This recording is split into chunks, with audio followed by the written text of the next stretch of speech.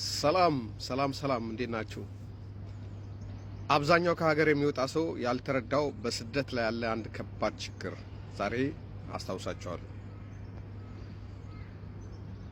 እንደኛ ታዳጊ ሀገር ያሉ ሰዎች በተለይ በኢኮኖሚ ዝቅ ካሉ አገሮች ወደ ሀብታም ሀገር ለመሄድ በተገኘው አጋጣሚ ሁሉ ሙከራ ይደረጋል። በህጋዊም በህገ ወጥም ሰው በዚህም በዛም ብሎ ውጪ ለመውጣት ጥረት ያደርጋል። አብዛኛው ሰው አረዳዱ ከዛ ከወጣ ከዛች ከነበረበት ሀገር ውስጥ ከወጣ ችግሮች የሚቃለሉና ህይወቱ በትክክል የሚመራ መስሎት ሙሉ በሙሉ በቁርጠኝነት ለመውጣት ትግል ያደርጋል። ያ ግን ሊሆንም ላይሆንም አይችልም። እድል የትም ነው ያለችው። የራስ ጥረትም የትም ያስፈልጋል። አገሩ ሆኖ የተቸገረ ሰው ውጭ ሀገርም ሄዶ ሊቸገር ይችላል። ልክ ህይወት እንደ ሀገር ቤት ነው። እዚህም ደጅ የሚተኛ ሰው አለ፣ ቤት የሚተኛ ሰው አለ። እዚህም ጤነኛ ሰው አለ፣ የታመመ ሰው አለ። እዚህም ጎስቋላ ሰው አለ፣ ደህና ሰው አለ። ተሰደዱ ከሚባሉ ሰዎች ውስጥ የተሳካላቸው አገራቸው ሄደው ንብረት አፍርተው ቤተሰቦቻቸውን ረድተው ተምረው ተሻሽለው ታይተዋል። ያልተሳካላቸው ስለነሱ የሚናገር የለም።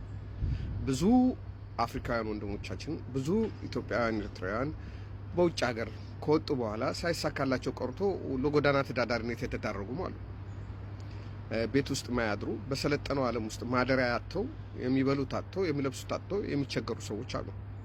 ስለዚህ ስደት በሁሉም ነገር ስኬት ነው ብሎ ማሰቡ ምናልባት የአእምሮ ዝግጅትን ሊያመጣ ስለማይችል የሚሰደድ ሰው እዚህ የሚመጣውን ቻሌንጅ መቋቋም ያቅተዋል። ትልቁ ሌላ የስደት ችግር በስደት ላይ የምትሄድበት ሀገር አንተ ያቀረብከውን የጥገኝነት ጥያቄ ሊቀበልህም ላይቀበልህም ይችላል። በአብዛኛው በጋብቻ በዲቪ ወይ በቤተሰብ ከሚመጡት ሰዎች ውጪ ወይም በስኮላርሺፕ በትምህርት ከዛ ጀምሮ ፕሮሰስ አድርጎ ከሚመጡት ሰዎች ውጪ እዚህ ሀገር በተለያየ መንገድ በህገ ወጥ መንገድ ይሁን በጉብኝት ይሁን በሆነ ሀገር ትራንዚት አድርጎም ቢሆን የመጡ ሰዎች በዚህ ሀገር ለመኖር ፈቃድ መጠየቅ አለባቸው። ፈቃድ ሲጠይቁ የሚጠይቁት ልክ እንደ አንድ ህገወጥ ሰው በተቋቋመ ኮሚሽን ወይም ደግሞ ፍርድ ቤት የራሳቸውን ጉዳይ በተባበሩት መንግስታት ህግ መሰረት አንድ ሰው ስደተኝነት ጥገኝነት ሊያገኝ ይችልባቸዋል ከተባሉ ነጥቦች ከ10 ውስጥ አሟልቶ ሲገኝ ቢያንስ 6ቱን 7ቱን አሟልቶ ሲገኝ ጥገኝነት ጥያቄ ይሰጠዋል። ግን እነዛ የሚሟሉት ነጥቦች ቀላል አይደሉም። ከሆነ ቦታ መጣው ተቸገርኩ ስላልክ ብቻ የሚሰጥ ሳይሆን በማስረጃ የሚደገፉ ናቸው። እነዛን ጉዳዮች የሚያዩት ዳኞችና ወይም የሚያዩት ኮሚሽነሮች ስለአንተ ስለምትለው ሀገር በጣም ጠለቅ ያለ እውቀት ያላቸው ናቸው። ስለምትለው ነጥብ ቦታ ሁሉ ያውቃሉ። ስለዚህ ሰው ውጭ ሀገር ከሄደ በኋላ ወረቀት ካላገኘ ምን አይነት ሰው ነው ማለት ነው? በዛች ሀገር ውስጥ የመንቀሳቀስ የመኖር መብት የሌለው ሰው ነው ማለት ነው። ስራ መቀጠር አይችልም። መንጃ ፈቃድ ማውጣት አይችልም። የባንክ አገልግሎት መጠቀም አይችልም። ቤት ሊያገኝ አይችልም። እርዳታ ሊያገኝ አይችልም። እነዚህ ነገሮች ካጣ አንድ ሰው እንዴት ሊኖር ይችላል? እና ስደትን ስናስብ ወረቀት አለማግኘት፣ የመኖሪያ ፈቃድ አለማግኘት የሚባለውን መዘንጋት የለብንም። ብዙ ሰው ቪዛ ለማግኘት ብዙ ሲጣጣር ይታያል።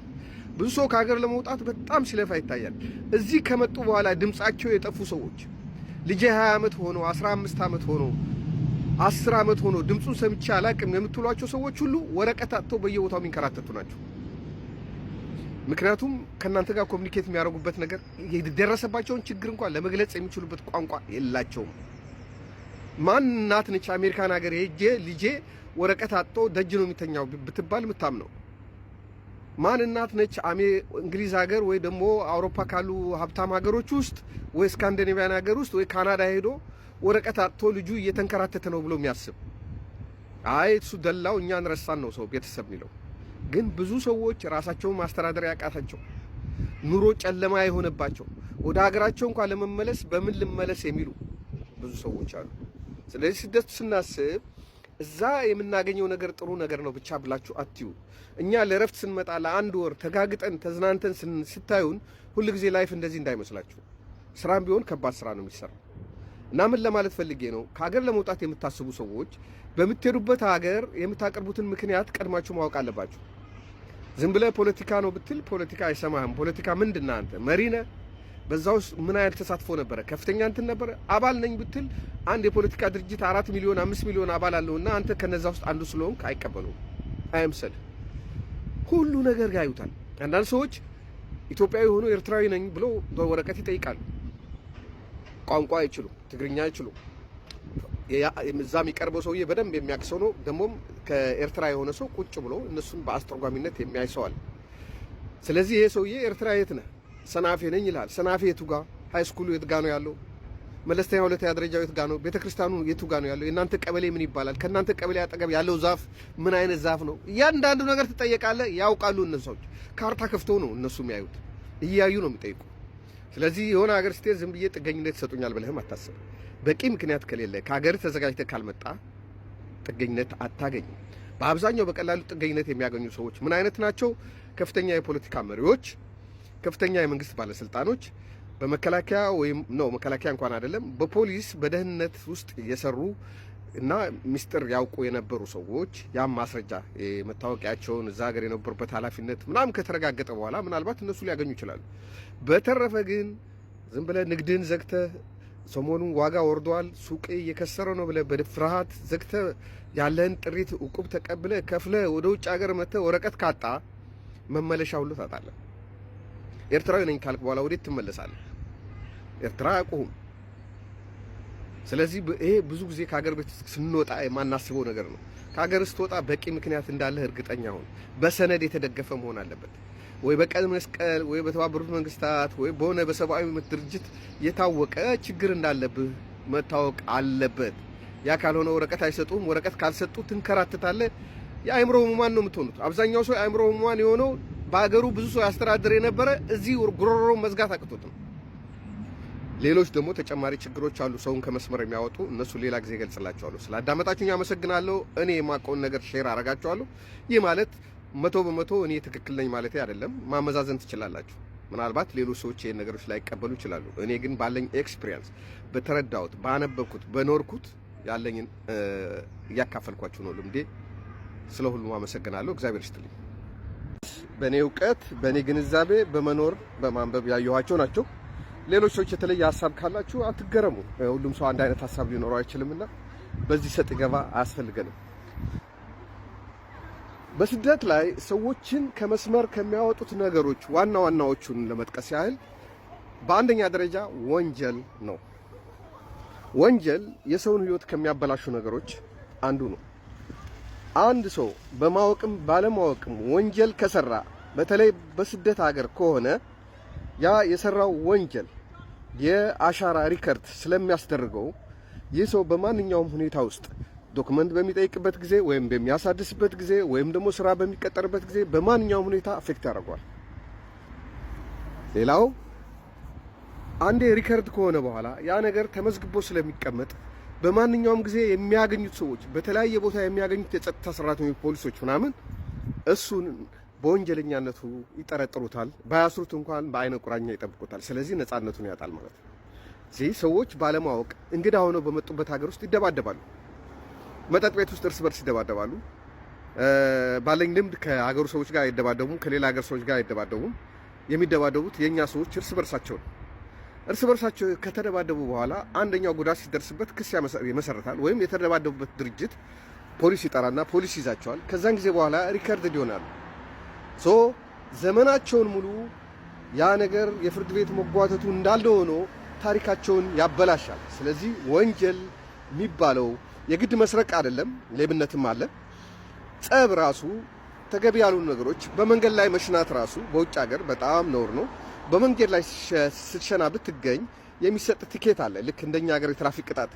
ያን ትኬት ከተቀጣህም በኋላ ከአንተ ታሪክ ጋር ቁጭ ነው የሚለው።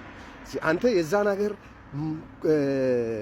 አይዴንቲቲ፣ የዛን ሀገር ባህል፣ የዛን ሀገር የመኖር ልማድ እንድታበላሽ አይፈለግም። ስለዚህ አንዳንድ ሰዎች ባለማወቅ አገራቸው ያደርጉት የነበረውን ነገር በማድረግ ወንጀል ውስጥ ይገባሉ። አንዳንዶች ደግሞ በተለይ አገር ቤት ወንጀለኛ የነበሩ ሰዎች ከዛ ክስ ሲደራረብባቸው ከፍርድ ለማምለጥ ብለው 10-20 መዝገብ ስላለው በዛ 10 ዓመት 20 ዓመት ከምታሰር ብለው በተለያየ መንገድ አቆራርጦ የሚመጡ ሰዎች እዚህም ወንጀል ይሰራሉ። እነዛ ወንጀል የተጠናወታቸው ሰዎች ደግሞ ህይወታቸው ሁል ጊዜ በከንቱ ያልፋል ማለት ነው። ማለት በከንቱ ያልፋል ይሞታሉ ማለት ሳይሆን ያሰቡትን ነገር ሳያሳኩ ያ አገር ቤት የኖሯትን የመንከራተት የመታሰር ኑሮ እዚህም ይኖራሉ ማለት ነው። ሌላው ምንድነው? ድራግ ነው። ሰዎች ድራግ የሚጠቀሙ ከሆነ ወይም ደግሞ ድራግ በመሸጥ ስራ ላይ አዲስ ስትሆን የምታየው አንድ ሰርተህ ቶሎ ያልፍልኛል ብለህ ስለምታስብ የሆኑ እነዚህ አዲስ ሰዎችን የሚያጠምዱ ድራግ ነጋዴዎች አሉ። እነሱ ድራግ እንዲያዞሩላቸው ያደርጓቸዋል። ለጊዜው ገንዘብ ይሰጧቸዋል። ቀስ ብሎ ሱስ ውስጥ ይከትቧቸዋል። ሱስ ውስጥ ከገቡ በኋላ ለሱሳቸው ሲሉ ድራግ ያዞራሉ።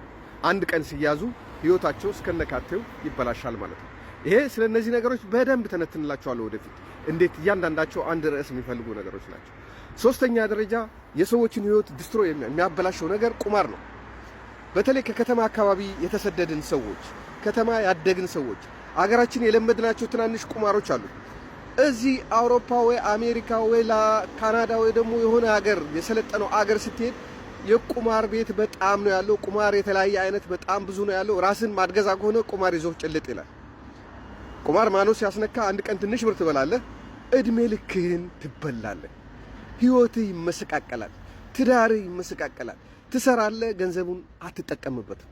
ስለዚህ ቁማር ሌላው የሰው ልጆች በተለይ የስደተኞች እንቅፋት ሆኖ አይቼዋለሁ። ቁማርን አንድ በአንድ እነግራቸዋለሁ። ካሲኖን ወይም ስኮሜሳ ወይም ደግሞ ቤቲንግን ወይም ሌሎች እነዚህ አበሾች ተሰብስበው የሚጫወቷቸው እንደ ካርታ አይነት ቁማሮችን፣ ሌሎችን ቁማር እያንዳንዳቸው ያላቸው ሳይድ ኢፌክት ምን ያህል አስቸጋሪ እንደሆኑ ቁማር አጫዋቾቹ እንዳይበሉ ምን ያህል ጥላት አድርጎ ድርጅቶችን እንደሚያቋቁሙ ሁሉ እነግራቸዋለሁ። ስለዚህ አንዳንድ ሰዎች ሁሉም ሰው ባይሆን በቁማር ምክንያት ህይወታቸው ተበላሽተዋል፣ ትዳራቸው ፈርሰዋል። እየሰሩ ገንዘብ የላቸውም፣ እየለፉ ምንም ነገር የላቸውም። ይህ ማለት በጣም የሰለጠነባቸው ሰዎች አንዳንድ ሰዎች በውጭ ሀገር ከስትረስም ከተለያየ ምክንያት ሰዎች እንደ ኳስ ያለ ነገር አንዳንድ ትናንሽ ቁማሮችን ሊጫወቱ ይችላሉ።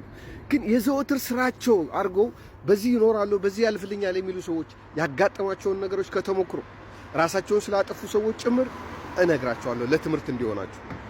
ስለዚህ ውጭ ሀገር ስንሄድ ከሀገር ቤት ይዘነው የመጣነው መጥፎ አመል ካለ ያ አመል ገደል ነው የሚሰደን። ገደል በተለይ ከተማ ያደግን ሰዎች በጣም መጠንቀቅ ያለብን። ውጭ ሀገር ህይወቱ ተመሰቃቅለው ማየው በብዛት የከተማ ልጅ ነው። ከተማ ያደገ ልጅ አገሩ የለመደው ስልጣኔ ያለ በዛ ስልጣኔ ላይ ይሄ ሲጨምርበት የባሰ ወደ ገደል እየሄደ ነው የሚያለው።